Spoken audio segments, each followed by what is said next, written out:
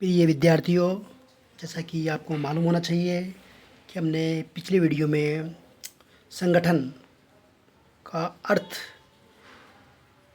परिभाषाएं और उसकी विशेषताओं के बारे में अध्ययन किया था। ऑर्गेनाइजेशन, मीनिंग, डेफिनेशन, उसके नेचर के बारे में अध्ययन किया था। आज हम पढ़ने जा रहे हैं। आज हमारा टॉपिक होगा, जो अध्ययन का जो टॉपिक होगा वो होगा औपचारिक संगठन और अनौपचारिक संगठन। पहले इन दोनों का अर्थ जानेंगे, फिर उनकी विशेषता पर प्रकाश डालेंगे। इसके बाद में इन दोनों में हम औपचारिक संगठन और अनौपचारिक संगठन में अंतर, difference between formal and informal organization. तो सबसे पहले हम देखते हैं औपचारिक संगठन किसे कहते हैं। औपचारिक संगठन,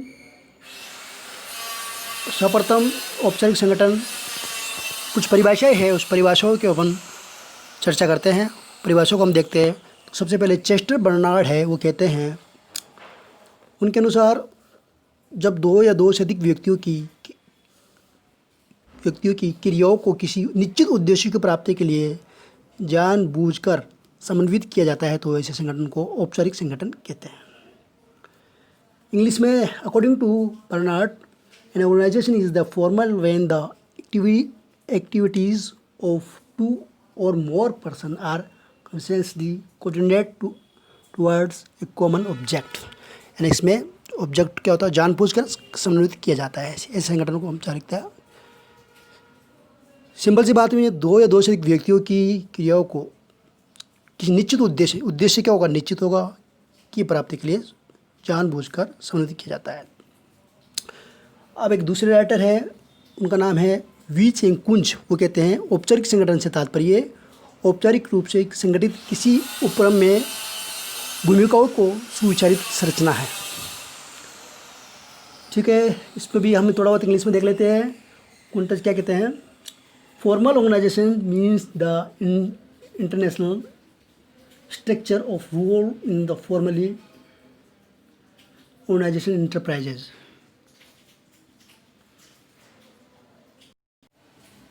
इस प्रकार अब हम सारांश में देखते हैं औपचारिक संगठन किसे कहते हैं।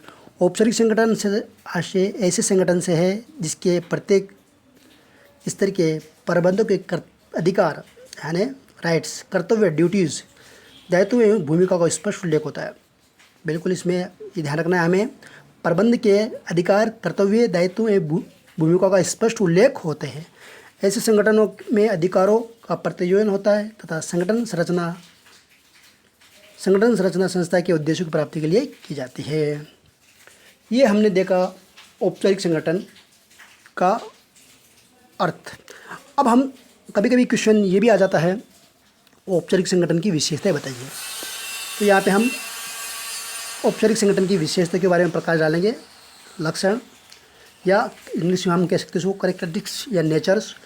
तो सबसे पहले ये जानबूझकर सोच समझकर बनाए गए संगठन हैं, पहली विशेषता। दूसरी है, इसे संगठन के पूर्व निर्धारित उद्देश्यों की प्राप्ति के लिए बनाया जाता है।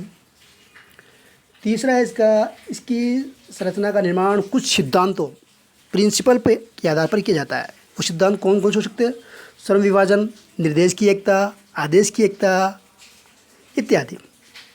इसके अलावा नेक्स्ट इसकी विशेषता है, इसके निर्माण में व्यक्तियों का नहीं बल्कि संगठन के कार्य उद्देश्यों का अधिक महत्व होता है। फिर नेक्स्ट है, इसके नेक्स्ट विशेषता है, इसके द्वारा संगठन के सदस्यों के प्राधिकरण, दायित्वों में आपसी संबंधों को स्पष्ट किया जाता है।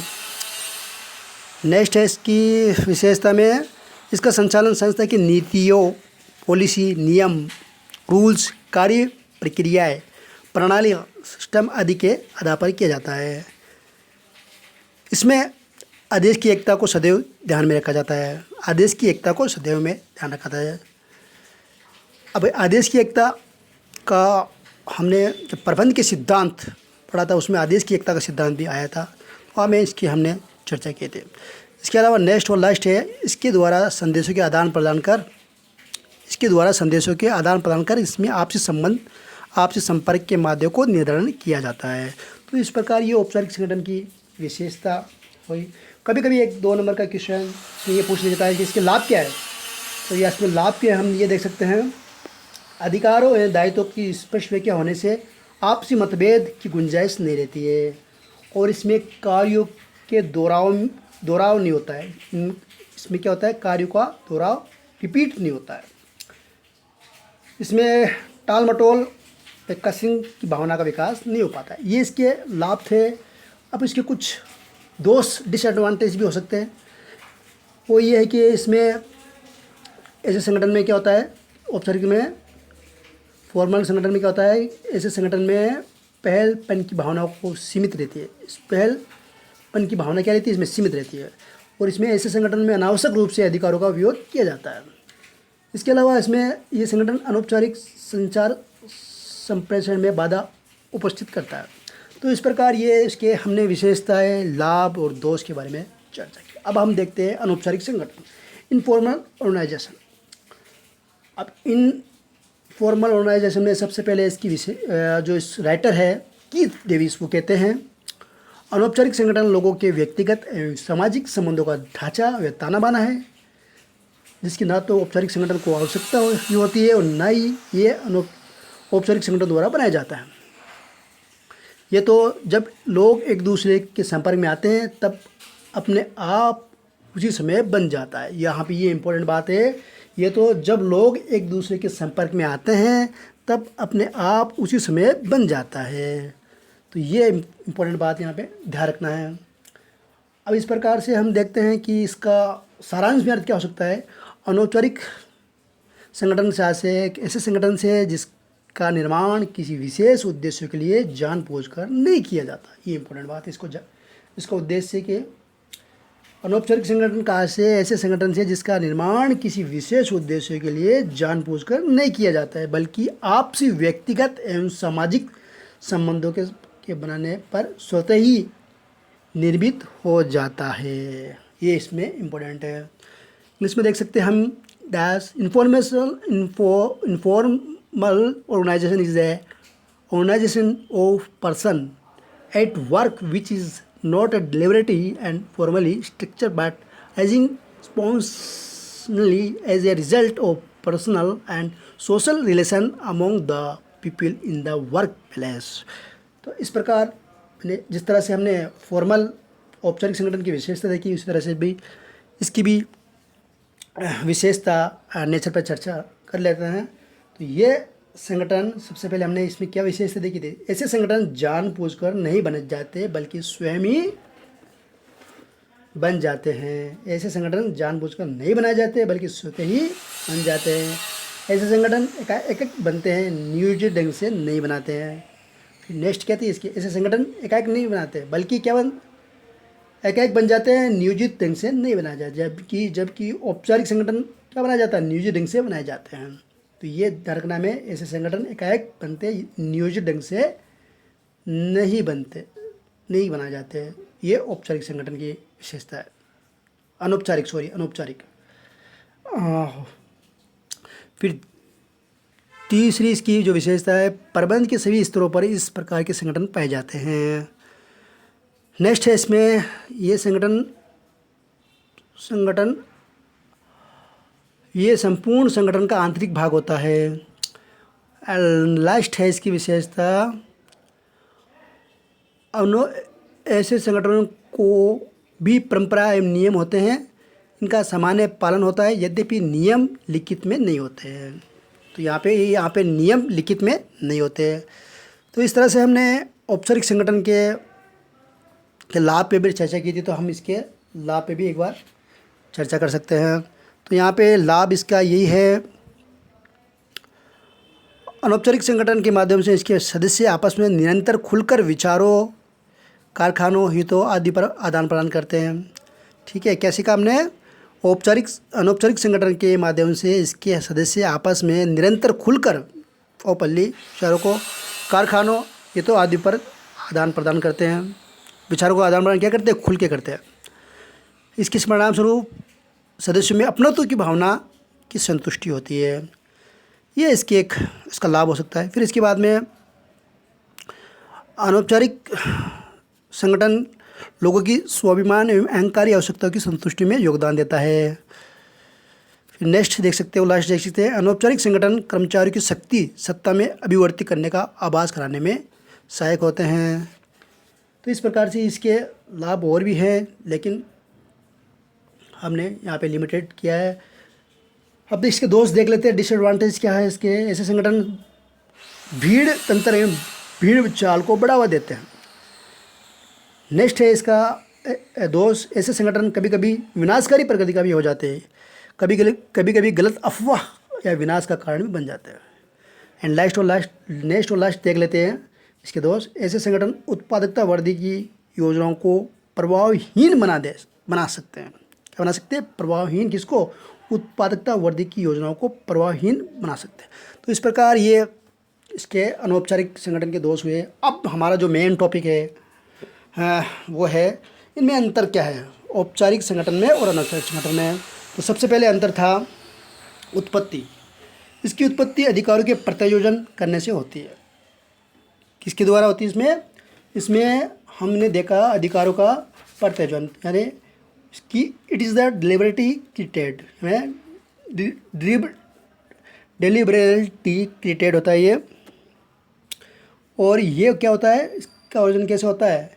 It is arising spontaneously. इसका मतलब ये है कि ये इसकी उत्पत्ति अनौपचारिक व्यक्तियों की आपसी सामाजिक संबंधों के परिणाम स्वरूप होती है। तो सबसे पहले उत्पत्ति का जो अंतर है, जो आधार है उत्पत्ति, उसमें उसका देखा हमने। औपचारिक संगठन में इस अधिकारों के प्रत्यायोजन करने से होती है, और अनौपचारिक में उत्पत्ति व्यक्तियों के आपसी सामाजिक संबंधों के परिणाम स्वरूप होती है। फिर आधार स्ट्रक्चर, इसके आधार अनौपचारिक की बात करते हैं हम, औपचारिक की बात करते पहले। इसके आधार पर अधिकारों एवं कार्य हैं, इसके आधार अधिकार एवं कार्य हैं। जबकि अनौपचारिक में इसके आधार व्यक्ति है, उसके आपसी संबंध है। फिर नेक्स्ट बात करते हैं हम निर्माण की। इसका निर्माण योजनाबद्ध किया जाता है, और जबकि अनौपचारिक का निर्माण स्वतः होता है। अधिकार राइट्स, ऐसे संगठनों में व्यक्तियों के साथ औपचारिक अधिकार होते हैं। अनौपचारिक में ऐसे संगठनों में व्यक्तियों के साथ अनौपचारिक अधिकार होते हैं। लिखित अधिकार एवं कर्तव्य, औपचारिक में ऐसे संगठन के नियम, अधिकार, दायित्व आदि सभी लिखित में होते हैं। अनौपचारिक में क्या होते हैं? ऐसे संगठन में लिखित रूप से, ऐसे संगठन में नियम लिखित रूप से नहीं होते हैं। तो ये एक अंतर हो गया। फिर नेक्स्ट है अधिकारों की दिशा। औपचारिक में ऐसे संगठनों में अधिकार ऊपर से नीचे की ओर चलते हैं, जबकि अनौपचारिक में इनफॉर्मल में ऐसे संगठनों में अधिकारों का प्रवाह किसी भी दिशा में अर्थात ऊपर से नीचे की ओर तथा समतल भी हो सकता है। फिर नेक्स्ट है आकार। औपचारिक संगठन के आकार असीमित रूप से बड़े हो सकते हैं, जबकि अनौपचारिक संगठन प्राय छोटे ही रहते हैं। उद्देश्य, औपचारिक संगठन संस्था के उद्देश्यों को प्राप्त करने के लिए बनाए जाते हैं, जबकि अनौपचारिक ऐसे संगठनों का उद्देश्य सदस्यों को मानसिक व सामाजिक संतुष्टि प्रदान करना होता है। नेक्स्ट है स्वामित्व। ऐसे संगठन स्थायी व दीर्घकालीन होते हैं। कौन से? औपचारिक। और अनौपचारिक ऐसे संगठन सामान्य अल्पायु के होते हैं, बहुत कम शॉर्ट टाइम के लिए होते हैं। फिर नेक्स्ट है 10वीं आवश्यकता। किसी संस्था के लिए इस प्रकार के संगठन का निर्माण करना अत्यावश्यक है, नेसेसरी है, कंपलसरी है। कौन सा? औपचारिक संगठन। और अनौपचारिक में ऐसे संगठनों का निर्माण करना अत्यंत आवश्यक नहीं होता है। नेक्स्ट है स्थिति। औपचारिक संगठनों में स्थिति का आदर्श रूप होता है, जबकि इसमें अनौपचारिक में क्या होता है? वास्तविक रूप होता है। फिर नेक्स्ट है प्रकटीकरण, प्रेजेंटेशन का इसमें होगा। औपचारिक में संस्था के संगठन चार्ट व प्रलेख में प्रकट किए जाते हैं, जबकि अनौपचारिक में किसी प्रकार प्रकट करना संभव नहीं है। प्रकृति नेचर क्या होगा इसमें? ये पूर्ण अव्यक्तिगत प्रकृति का होता है। कौन सा? औपचारिक। और अनौपचारिक पूर्णतः व्यक्तिगत प्रकृति का होता है। सदस्यता, मेंबरशिप इसमें क्या होती है, ऐसे संगठन का कोई भी सदस्य सामान्य किसी एक ही संगठन का सदस्य हो सकता है।